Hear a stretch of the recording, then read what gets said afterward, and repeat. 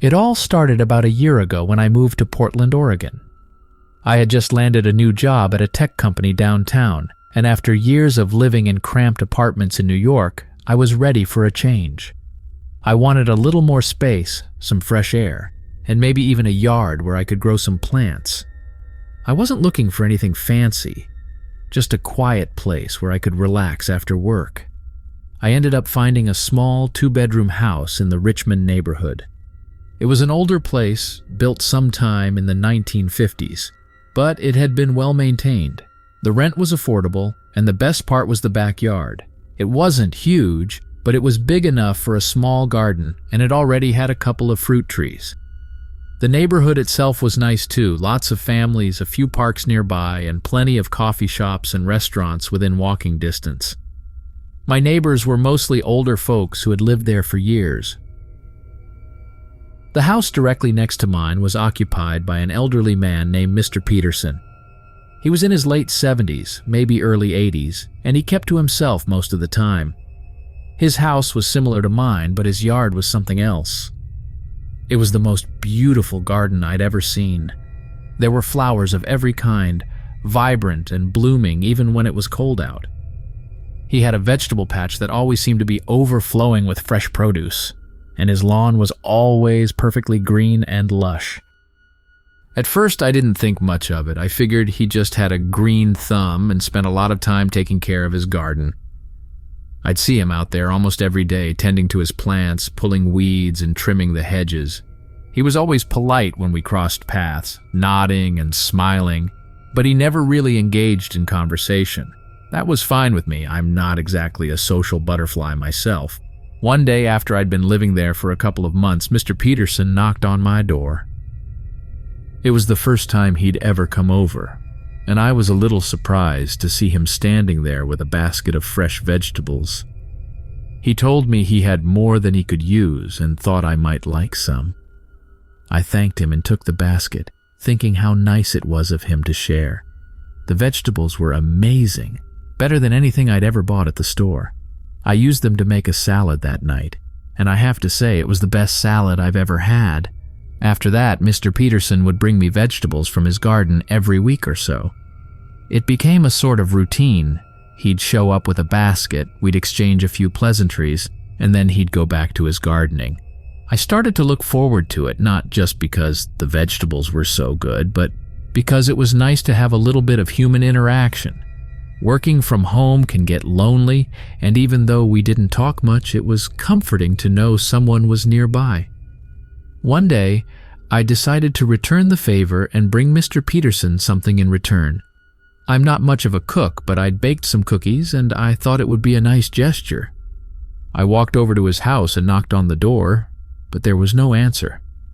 I figured he was out in the garden, so I walked around to the backyard. When I got to the backyard, I was struck by how beautiful the garden was up close. The flowers were in full bloom, and the air was filled with their sweet scent. The vegetable patch was thriving, with rows of tomatoes, peppers, and beans. It was clear that Mr. Peterson put a lot of time and effort into his garden, and I could see why he was so proud of it. As I walked through the garden, I noticed something strange. Near the back of the yard, there was a small, fenced-off area that I hadn't seen before. The fence was made of old weathered wood, and it looked like it had been there for a long time. The gate was slightly ajar, and I could see something glinting in the sunlight. Curiosity got the better of me, so I walked over to take a closer look. Inside the fenced area, the soil was dark and rich, almost black, like it had been recently turned. There were no plants growing there, just a few small mounds of dirt. The glinting object I'd seen was an old rusty spade, half buried in the ground. As I bent down to pick it up, I noticed something sticking out of one of the mounds. It was small and white, and at first I thought it was a piece of broken pottery, but when I pulled it out of the dirt, I realized it was a bone. I dropped the bone and took a step back, my heart pounding. It wasn't a large bone, more like the size of a chicken bone, but something about it didn't feel right. I looked around the fenced area again, and that's when I noticed more bones scattered throughout the dirt. Some were small, like the one I'd found, but others were larger. half buried in the soil. I didn't know what to think. I tried to convince myself that they were just animal bones, maybe from pets that had been buried there over the years. But something about the way they were arranged, the way they looked, made me feel uneasy. I left the garden and went back to my house, trying to shake the feeling that something was off. I couldn't stop thinking about the bones. I tried to put it out of my mind, but every time I looked out my window and saw Mr. Peterson's garden, the image of those bones would come rushing back.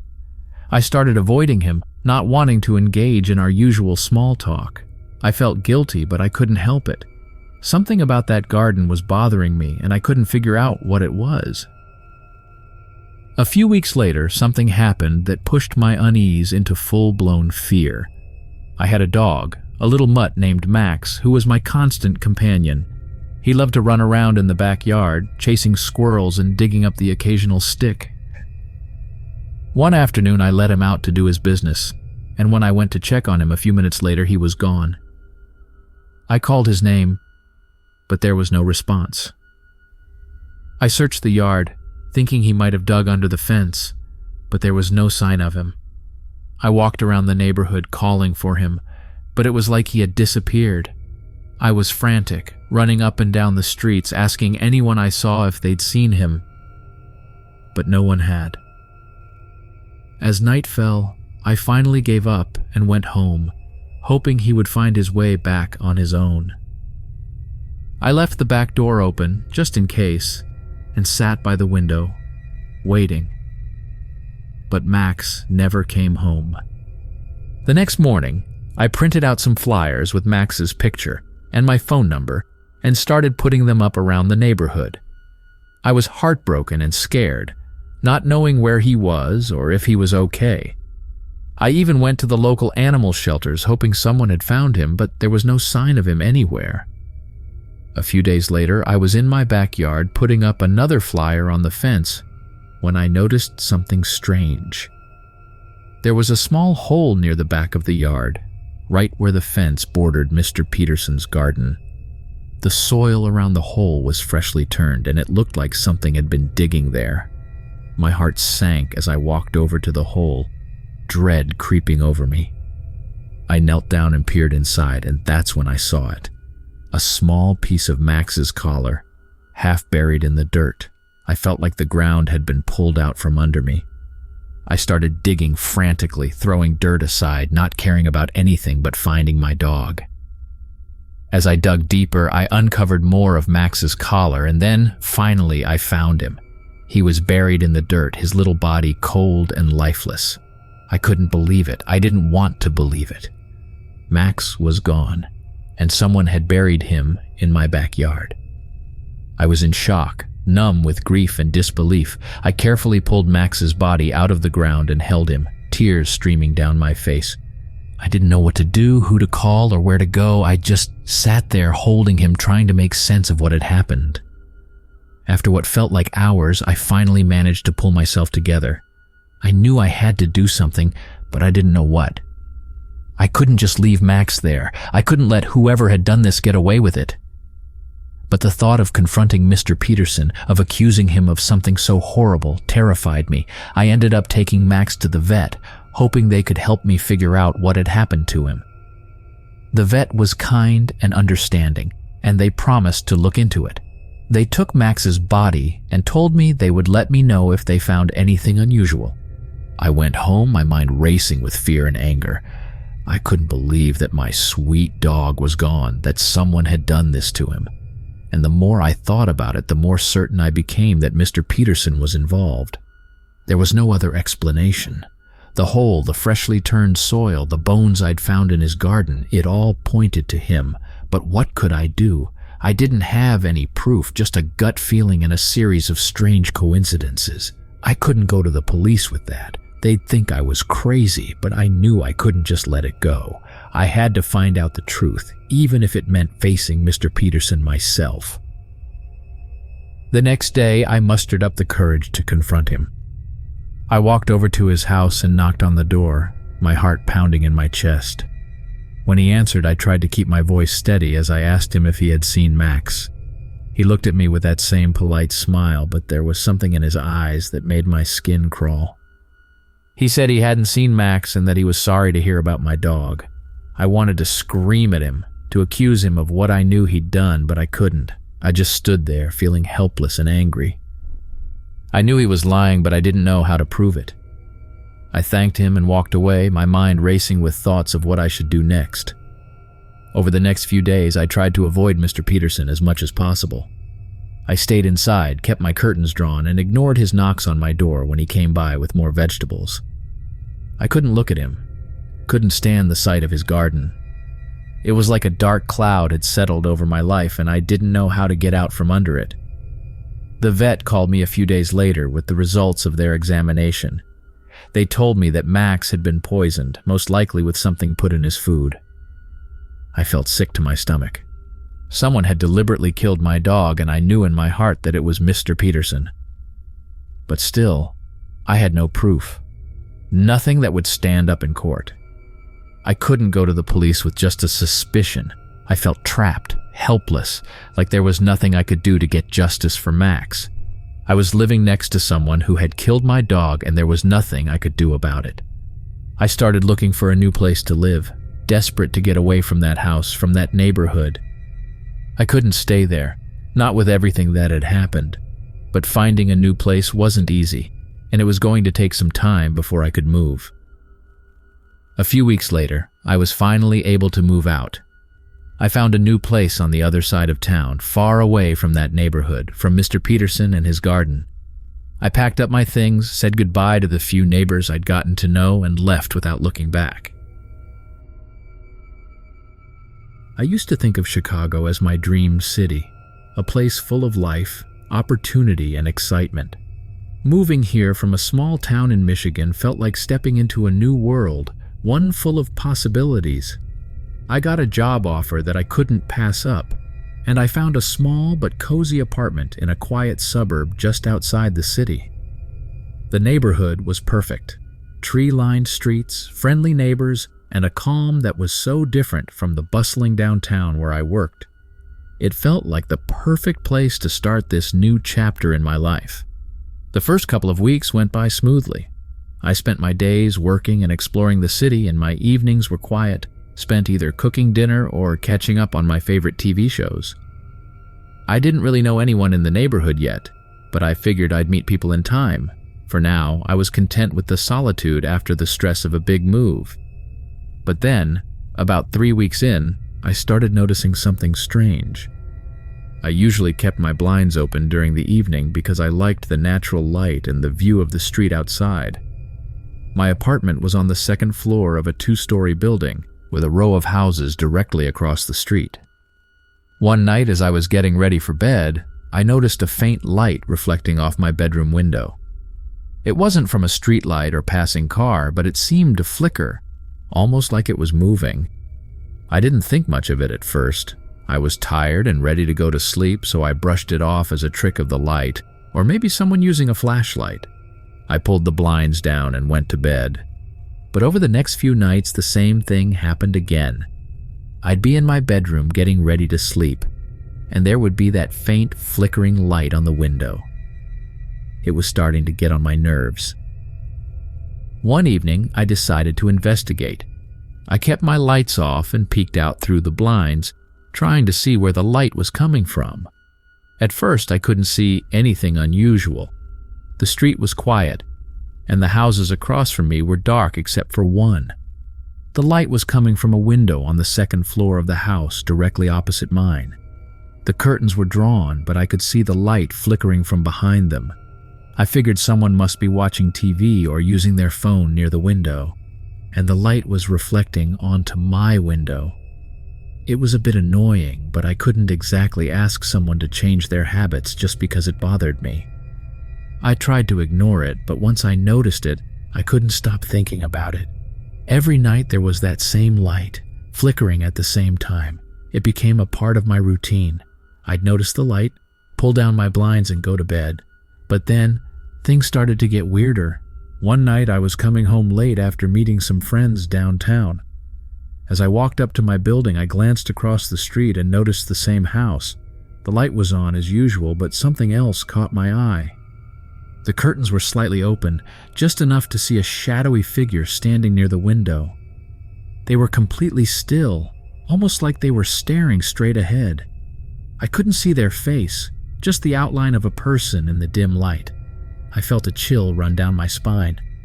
It was unsettling, but I convinced myself that it was just someone standing by the window, maybe looking outside or lost in thought. People do that, right? I quickly unlocked my door and went inside, trying to shake off the creepy feeling. I decided to avoid looking out my window at night. It was silly, but I felt like if I didn't see the light or the figure, I could pretend everything was normal. A few days later, I was sitting on my couch in the living room when I got a notification on my phone.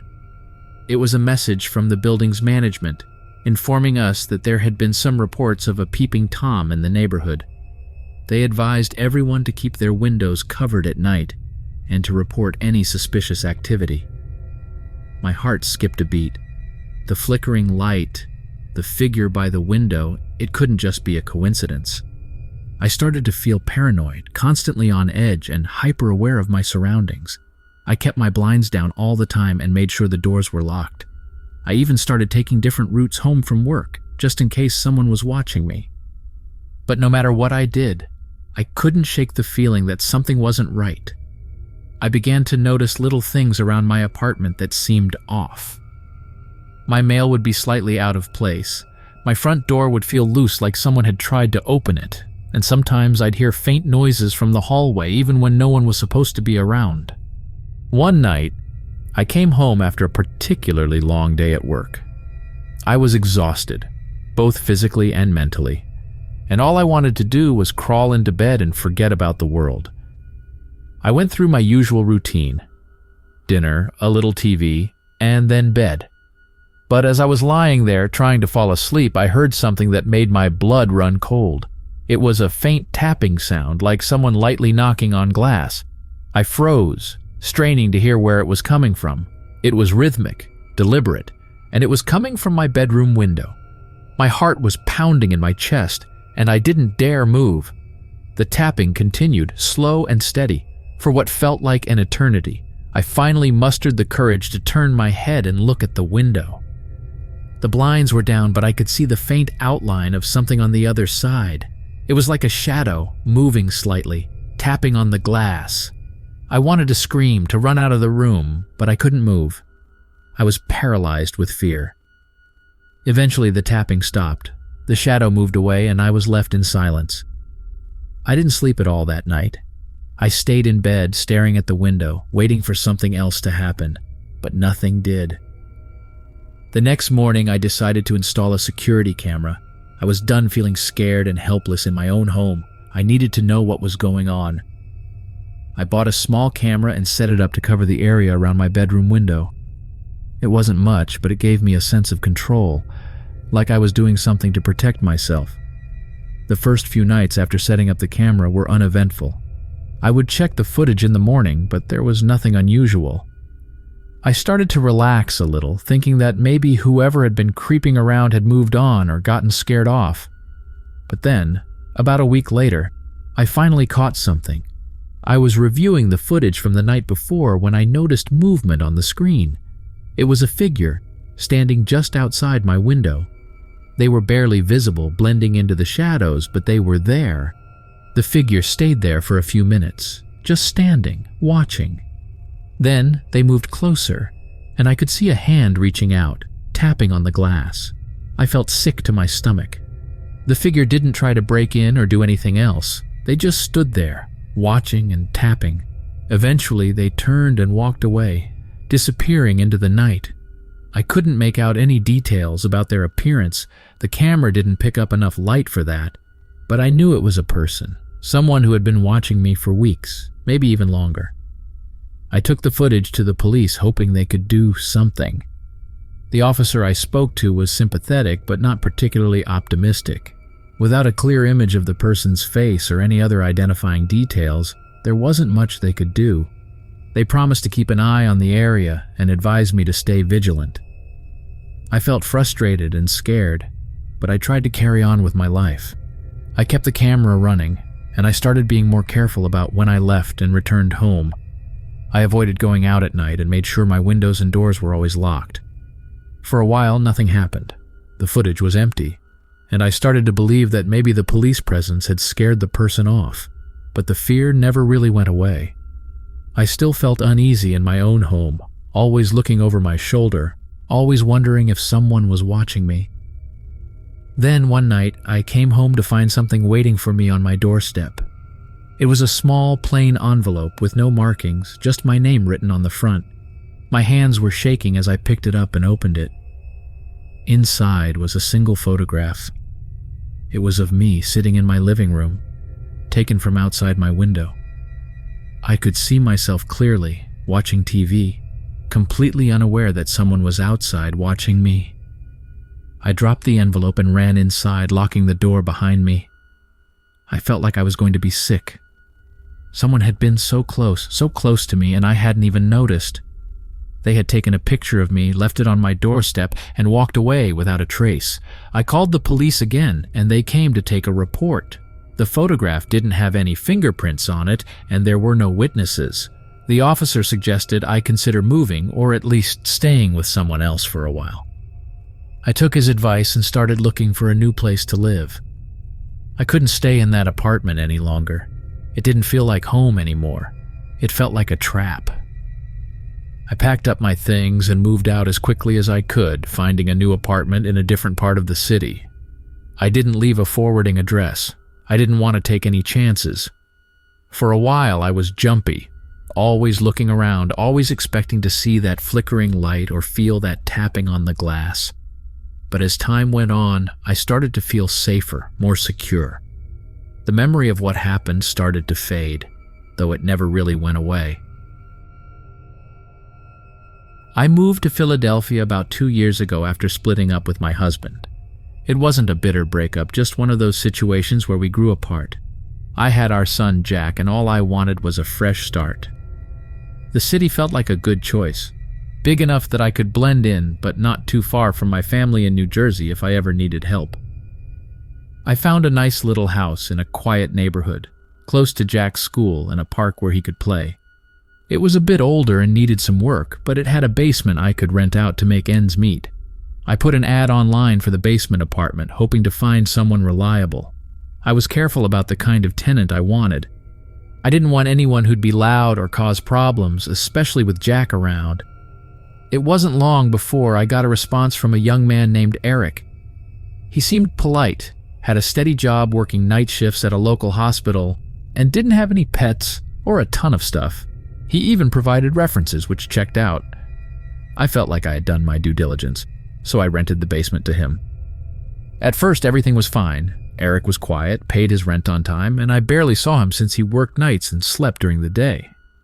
Occasionally, we'd bump into each other in the hallway or the kitchen if he came upstairs to heat something in the microwave. He was always polite. A little shy maybe, but I didn't think much of it.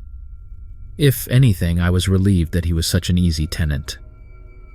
The first time something felt off was about 2 months after Eric moved in. I was in my bedroom folding laundry when I realized that a few pairs of my underwear were missing. I thought maybe I had misplaced them, or they got mixed up with Jack's clothes somehow. It was weird, but I didn't dwell on it. I figured they'd turn up eventually. Then Jack's toys started getting moved around. At first, I blamed it on him. He was only 5, so it wasn't unusual for his toys to be scattered all over the place. But it started happening more often. His toy cars would be lined up in strange places, his stuffed animals positioned in odd ways like they were watching something. I asked Jack about it, but he just shrugged and said he didn't remember moving them. I started to feel uneasy, but I brushed it off as my imagination. One night, I was in bed reading when I heard the creak of footsteps in the hallway. It was late, and Jack was already asleep in his room. My first thought was that he had gotten up to use the bathroom, so I waited for the sound of the toilet flushing or the sink running. But there was nothing. The footsteps continued, slow and deliberate, moving closer to my room. I sat up, heart pounding, and called out softly, hoping it was just Jack. The footsteps stopped, but there was no response. I got out of bed and opened the door, expecting to see him standing there. Instead, the hallway was empty, the only sound the low hum of the fridge downstairs. I checked on Jack, who was fast asleep, and then walked down the hallway, checking each room. Nothing seemed out of place. I convinced myself it was just the house settling or maybe Eric moving around downstairs, but something didn't feel right. I locked my bedroom door that night, something I hadn't done since I moved in. Over the next few weeks, little things kept happening that I couldn't explain. I'd find doors unlocked that I knew I had locked, windows open when I was sure I'd closed them. I'd hear noises in the middle of the night, footsteps, the sound of something brushing against the walls, the creak of floorboards that shouldn't have been moving. I started to feel like I was losing my mind. I even considered getting a security system, but money was tight, and I didn't want to jump to conclusions. One morning, I was getting ready for work when I noticed something strange on my dresser. My jewelry box was slightly open and a few pieces were missing. I had a necklace my grandmother gave me, a pair of earrings, and a ring that I always kept in there. They were gone. I felt a cold wave of fear wash over me. Someone had been in my room. I immediately thought of Eric, but then I pushed the thought away. Why would he do something like that? He seemed so harmless. Maybe I had misplaced them, or maybe Jack had gotten into the box and lost the jewelry somewhere. But deep down, I knew that wasn't the case. I couldn't concentrate at work that day. My mind kept going back to the missing jewelry, the noises at night, the feeling that someone was in the house when they shouldn't be. I felt trapped, scared to be in my own home. I started to dread coming back to the house, but I didn't have anywhere else to go. That night, I stayed up late, watching TV in the living room, trying to distract myself. Jack had fallen asleep on the couch next to me. It was quiet, just the low murmur of the TV and the occasional sound of a car passing by outside. But then I heard it again, the faint creak of footsteps on the floor above me. I muted the TV, straining to listen.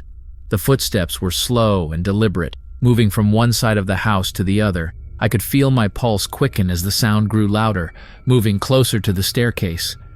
I stood up, my heart pounding, and grabbed the first thing I could find, a heavy book from the coffee table. I didn't know what I was planning to do with it, but it made me feel a little less vulnerable. The footsteps stopped suddenly, just before they reached the stairs. I waited, every nerve on edge, expecting someone to come down. But nothing happened. The house was silent again, except for the soft ticking of the clock on the wall. I don't know how long I stood there, but eventually I worked up the nerve to go upstairs. I held the book tightly in one hand, using the other to grip the banister as I slowly climbed the stairs. Each step creaked under my weight, making me cringe, but I couldn't turn back now. When I reached the top, I paused, listening for any sound, any sign that someone else was there. The hallway was dark, but I could see that the door to my bedroom was slightly ajar. I was sure I had closed it before I went downstairs. I pushed the door open slowly, my heart in my throat. The room was empty, just as I had left it. The bed was unmade, the blinds drawn, my clothes strewn across the chair in the corner, but something felt off. I couldn't put my finger on it, but it was like the air in the room was heavier, more oppressive. I checked the windows. They were closed. The closet. Nothing out of place. But when I turned back to the bed, I saw it. My grandmother's necklace, the one that had gone missing, was lying on the pillow. My blood ran cold. Someone had been in my room while I was downstairs, and they had left it there. I felt a wave of panic rising in my chest. I grabbed the necklace and backed out of the room, my hands trembling. I didn't know what to do. My first instinct was to run, to get Jack and leave the house, but where would we go? It was late, and I didn't have any family in the city. The police, what would I tell them? That I heard footsteps and found my missing necklace on my bed. It sounded crazy even to me. I locked myself in the bathroom and called my sister, trying to keep my voice steady. I didn't tell her everything, just that I was feeling uneasy and asked if we could come stay with her for a few days. She agreed without hesitation, and I felt a small sense of relief, knowing I wouldn't have to spend another night in that house. The next morning, I packed a bag for me and Jack. told Eric I was going to visit family for a few days, and left. He seemed unfazed, just nodded and went back to whatever he was doing. I didn't tell him when I'd be back, mostly because I didn't know myself. I just needed to get out of there. Staying with my sister helped a little, but I couldn't shake the anxiety that had taken root in me. I was constantly on edge, jumping at every noise, every creak in the house. My sister noticed, but I brushed it off, telling her I was just tired. I didn't want to worry her, and I wasn't ready to admit how scared I really was. After a few days, I knew I couldn't avoid going back to the house forever. I needed to figure out what was happening, if only to put my mind at ease. I decided to return, but with a plan. I bought a few small security cameras and installed them around the house, one in the living room, one in the hallway outside my bedroom, and another covering the basement entrance. I didn't tell Eric about them. I wanted to catch whatever was happening on camera. The first night back was uneventful. I watched the footage the next morning, but there was nothing out of the ordinary. Just me and Jack moving around the house, and Eric coming and going from his basement apartment. I felt a little better, thinking maybe I had overreacted. But the second night was different. I was lying in bed, half asleep, when I heard a noise that jolted me awake. It was the sound of the door to the basement creaking open, followed by footsteps on the stairs. I froze, my mind racing. The basement door was right next to the kitchen, and there was no reason for Eric to be coming upstairs in the middle of the night. I reached for my phone, my hands shaking as I pulled up the camera feed. There, on the screen, was Eric, standing at the top of the basement stairs, looking down the hallway towards my bedroom. He wasn't moving, just standing there, watching. I felt a wave of nausea as I realized he must have been doing this for weeks, maybe even months, and I had never known. He started walking slowly down the hallway, the camera capturing every step. My heart was pounding so hard I thought it would burst. I couldn't stay in the bedroom. If he came in, there would be no way out. I had to move, but I was terrified of making any noise. I slipped out of bed, careful not to disturb the sheets, and crept towards the door. I could hear his footsteps getting closer, slow and deliberate, like he was in no rush. I held my breath, waiting for the right moment to move. When he reached my door, I could see his shadow under the crack. He was just standing there, like he was listening for something. I knew I had only seconds before he tried to open the door. I made a split-second decision and bolted for the window. I climbed out onto the roof, not caring about the drop to the ground below. I just needed to get away. I heard the door creak open behind me, and I knew he was in my room. I didn't look back as I jumped off the roof, landing hard on the grass. My ankle twisted painfully, but I didn't stop. I ran, barefoot and in my pajamas, until I reached a neighbor's house. They called the police, and I stood there, shaking and crying, trying to explain what had happened. I couldn't even form coherent sentences. All I knew was that I needed to get Jack out of there. The police went to the house and brought him out, still half asleep and confused. They found Eric in my bedroom, sitting on the edge of the bed like he'd belonged there. He didn't resist when they arrested him, didn't say a word. They found my missing jewelry in his room, along with a bunch of other things he had taken from around the house. Small, personal items that I hadn't even noticed were gone. It turned out that he had been using a set of keys he made without my knowledge to come and go as he pleased. He had been watching us, moving things around, taking things, all while I was right there. I felt violated, terrified, like my entire sense of safety had been shattered. The police asked me if I wanted to press charges, and I did. I wanted him to pay for what he had done, but at the same time I just wanted to forget it all, to erase the memory of him from my life. It didn't feel real, like it was something out of a nightmare. I moved out of that house as soon as I could. My husband Tom and I always dreamed of living on a farm. We wanted a place where we could get away from the noise of the city, raise our own crops, and enjoy the peace and quiet of rural life. After years of saving and planning, we finally made it happen. We found a charming old farmhouse on the outskirts of Gettysburg, Pennsylvania. It was a bit run down and needed some work, but it was perfect for us. It came with a few acres of land, a barn, and even a small orchard. It felt like our dream was finally coming true. The first few weeks were magical. We spent our days fixing up the house, planting a garden, and exploring the property. The neighbors were few and far between, which was exactly what we wanted. There was one house about half a mile down the road, owned by an old farmer named Mr. Grady. He seemed friendly enough when we first met him. He came over with a basket of apples as a welcome gift and offered to help us with anything we might need. Mr. Grady was probably in his 70s with weathered skin and a gruff voice. He told us he'd lived on his farm for his entire life and knew everything there was to know about the land. He mentioned that the previous owners of our farm had left suddenly, but he didn't go into much detail, and we didn't press him. At the time, we were too caught up in the excitement of our new life to worry about anything else. But after the first month, things started to change. It was small things at first, nothing that seemed too out of the ordinary. Our garden, which had been thriving, suddenly started to wilt. No matter what we did, the plants just wouldn't grow. It was frustrating, but we figured it was just bad luck or maybe something to do with the soil. Then the animals started acting strange. We had a few chickens and a couple of goats that we kept in the barn. They had been fine when we first brought them to the farm, but now they seemed skittish and nervous, always huddling together like they were afraid of something. One morning, we found one of our chickens dead, its neck twisted at an unnatural angle.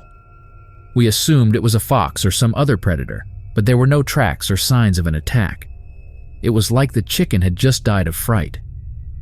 We started to feel uneasy, but we tried to brush it off. Farming wasn't supposed to be easy, and we figured we were just going through a rough patch. But as time went on, the unease grew. Mr. Grady started showing up more often, always unannounced. He'd just appear at the edge of our property, watching us from a distance. Sometimes he'd wave and walk over, offering advice on how to deal with the dying plants or the nervous animals, but there was something off about him, something we couldn't quite put our finger on. One afternoon, Tom and I were working in the orchard when Mr. Grady showed up again. He stood at the edge of the trees, just watching us. When we noticed him, he waved us over. He said he'd been thinking about our farm and suggested that we sell it to him. He offered to buy it for a good price, saying it would be better for us to move back to the city before things got worse. The offer caught us off guard, and I could see the confusion on Tom's face. We politely declined, saying we were committed to making the farm work. Mr. Grady just nodded, but there was something in his eyes, something dark and unsettling. He warned us that the land was cursed, that bad things had happened here before, and they would happen again if we didn't leave. Then, without another word, he turned and walked away. That night, I couldn't sleep. I kept thinking about what Mr. Grady had said. I didn't believe in curses, but there was something about his tone, about the way he looked at us, that made my skin crawl. Tom tried to reassure me, saying that Mr. Grady was just an old man with too much time on his hands, but I could tell he was worried too. The next morning, we woke up to find our crops completely destroyed. The garden we had worked so hard on was torn up, the plants ripped from the ground and scattered across the yard. It looked like someone had taken a shovel and hacked away at everything. The chickens were dead, their bodies lying in the dirt, and the goats were gone, their pen door wide open. We were devastated. Everything we had worked for was gone in an instant. We called the police, but they didn't find anything. No footprints, no signs of a struggle, nothing. It was like the destruction had just happened out of thin air. The officer suggested it might have been a wild animal, but Tom and I knew better. This was deliberate. Someone had done this to us. I started to feel trapped in the farmhouse. The isolation that had once been so appealing now felt suffocating. Every creak, every rustle of the wind made me jump. I started to notice strange things around the house. Scratches on the doors, symbols carved into the wood of the barn, dead animals left on our porch. It was like someone was trying to scare us away, and it was working. Tom tried to stay positive, saying we just needed to keep going, but I could see the fear in his eyes too. We started sleeping with the lights on, locking every door and window, but it didn't help. The sense of dread hung over us like a dark cloud, and it was getting harder and harder to ignore. One evening, just before sunset, we heard a noise outside. It was a low, guttural sound, like an animal in pain. Tom grabbed a flashlight, and we went outside to investigate. The sound was coming from the edge of the woods, near the fence that separated our property from Mr. Grady's. As we got closer, we saw something hanging from the fence, one of our missing goats, its body mutilated beyond recognition. The sight made my stomach turn, and I had to look away. We knew we couldn't stay there any longer. Whoever, or whatever, was doing this wasn't going to stop until we were gone. We started making plans to leave, to sell the farm, and move back to the city, but it wasn't that simple. The property wasn't worth much, especially after everything that had happened, and we didn't have enough money to buy another place. We were stuck. The next day, Mr. Grady came by again. This time, he didn't bother with pleasantries. He just stood at the edge of our yard, staring at us with that same dark expression. He didn't say a word, but the message was clear. He wanted us gone. That night, we heard noises again, but this time they were inside the house. It was a soft shuffling sound, like someone moving around in the dark. Tom grabbed the flashlight and a baseball bat, and we slowly made our way downstairs. The noise was coming from the kitchen. We crept forward, trying to stay quiet, but the floorboards creaked under our feet. When we reached the kitchen, the noise stopped. We stood there in the dark, listening, our hearts pounding. Then suddenly the back door swung open, and a cold wind blew through the room. We were frozen in place, terrified of what we might see, but there was nothing there. The door was wide open, but the yard outside was empty. We checked the locks, the windows. Everything was secure. It didn't make any sense. We were starting to feel like we were losing our minds. The next morning, we found more symbols carved into the wood of the barn. This time they were different, more elaborate, more sinister. I didn't recognize them, but they filled me with a sense of dread. I couldn't take it anymore. I wanted to leave, to get as far away from that place as possible, but Tom was determined to stay. He didn't want to let whoever was doing this win. But as the days went on, it became clear that we couldn't fight it. The harassment continued. Dead animals, strange noises, destroyed property. We were worn down, exhausted, and scared. The farm that had once been our dream was now a nightmare, and there was no way out. One night I woke up to find Tom sitting by the window, staring out into the dark. I asked him what he was doing, and he said he thought he saw something moving out by the barn. We sat there in silence, watching the shadows flicker in the moonlight. Then out of the corner of my eye, I saw it too, a figure moving slowly towards the house. Tom grabbed the baseball bat again and told me to stay inside. I wanted to stop him, to tell him to stay with me, but I was too scared to speak. He went outside, and I watched from the window as he walked towards the figure. It was Mr. Grady.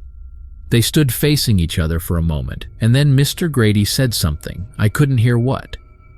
Tom shook his head, and I saw Mr. Grady's face twist into an expression of pure rage. He lunged at Tom, and they struggled for a moment before Tom swung the bat, hitting Mr. Grady in the side.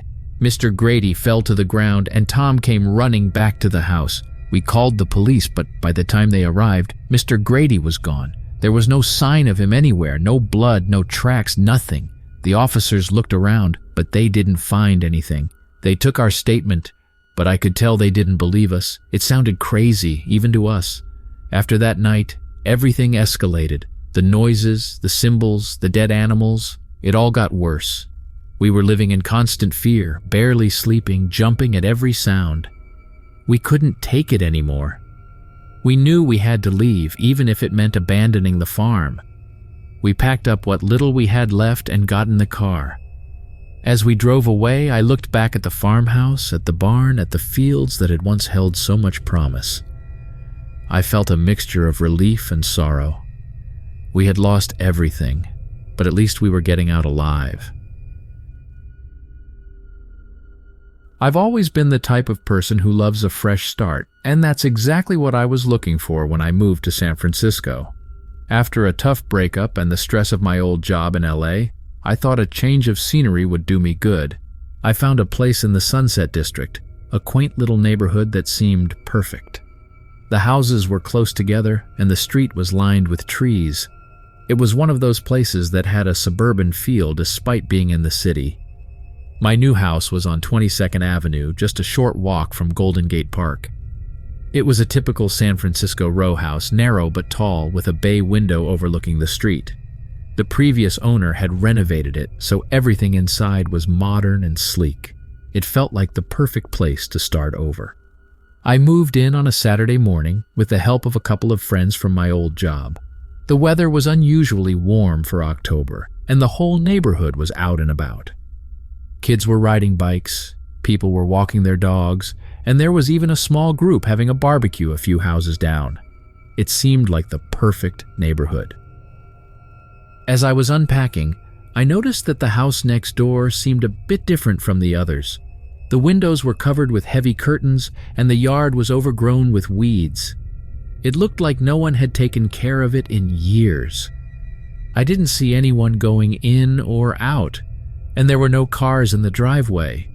I assumed it was empty, but something about it made me feel uneasy. The first few nights in the house were peaceful. I was exhausted from the move, so I slept like a rock.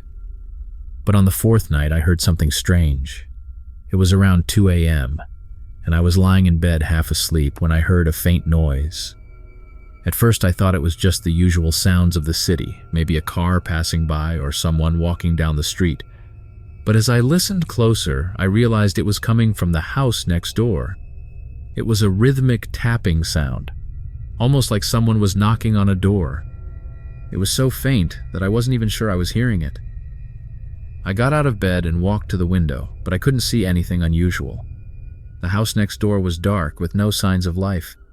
The sound continued for a few more minutes, then stopped as suddenly as it had started. I stood there for a while, staring at the house, but nothing happened. Eventually, I went back to bed, telling myself it was probably just the wind or some old pipes making noise. The next morning, I couldn't stop thinking about the sound. I mentioned it to one of my coworkers, but she just laughed and said it was probably nothing.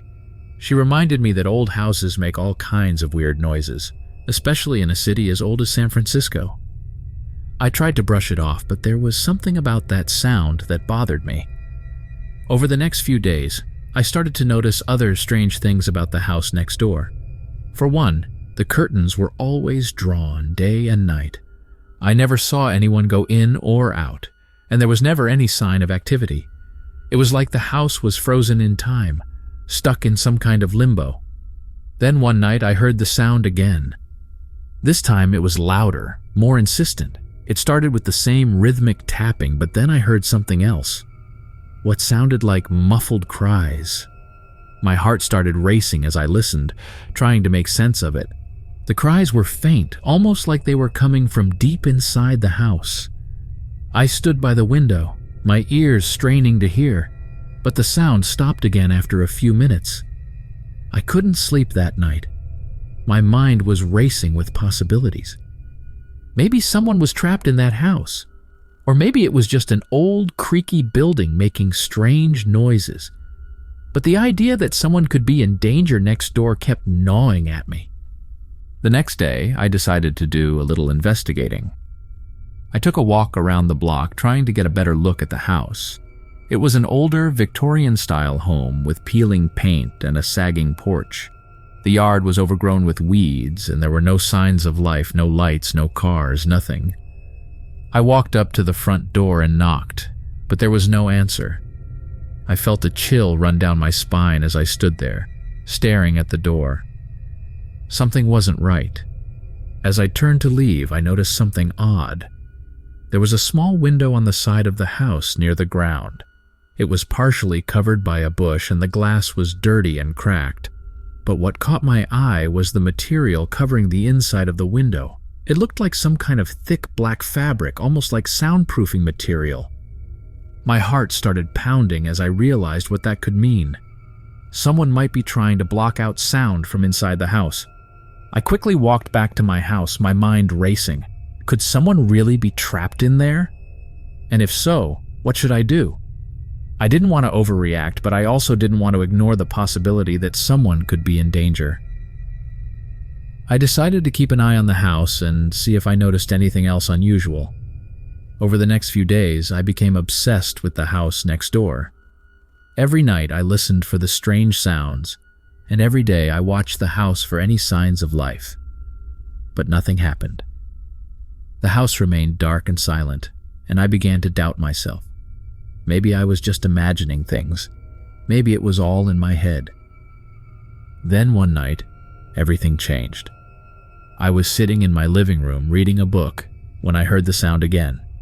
This time it was louder and more urgent. It started with the same rhythmic tapping, but then I heard the muffled cries again. They were more distinct this time, and they sent a chill down my spine. I couldn't take it anymore. I grabbed my phone and dialed 911. I told the operator about the strange noises coming from the house next door and my suspicions that someone might be trapped inside.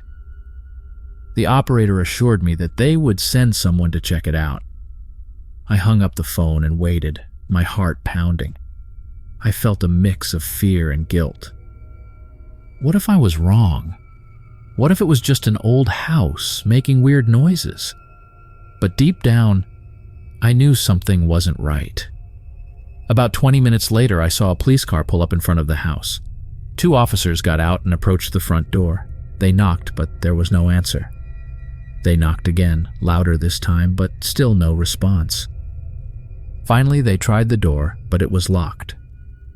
The officers exchanged a look, then one of them went back to the car to radio for backup. A few minutes later, another police car arrived, and the officers began to search the perimeter of the house. I watched from my window, my heart in my throat as they circled the house, shining their flashlights in the windows. After what felt like an eternity, one of the officers discovered the small window on the side of the house. He crouched down to get a closer look, then called the other officers over. They exchanged a few words, then one of them pulled out a crowbar and began to pry the window open. My heart was racing as I watched. What were they going to find? The officer finally managed to open the window, and he shined his flashlight inside. I couldn't see what he saw, but I could tell by his expression that it wasn't good. He quickly backed away from the window and called for backup. Within minutes, the street was filled with police cars and emergency vehicles. The officers broke down the front door and entered the house. I watched in horror as more and more officers arrived, some of them carrying equipment into the house. Minutes later, they came out carrying what looked like a person, his body covered in bruises, his clothes tattered and soaked, and his skin was pale. I stood by the window for what felt like hours, watching as the police worked. Finally, after what seemed like an eternity, one of the officers came to my door. He asked me a few questions about what I had heard and seen, then thanked me for calling them. He didn't give me any details, but his tone was somber. The house remained a crime scene for several days, with police coming and going at all hours. The media got wind of the story, and reporters started showing up, asking questions, and from what I heard, it looked like the owner of that house was holding someone hostage in his basement. Thank you for watching. If you found these stories gripping, don't forget to subscribe for more spine-tingling content. For another hair-raising tale, check out our suggested video. And if you're hungry for more eerie encounters, dive into our playlist featuring similar chilling narratives.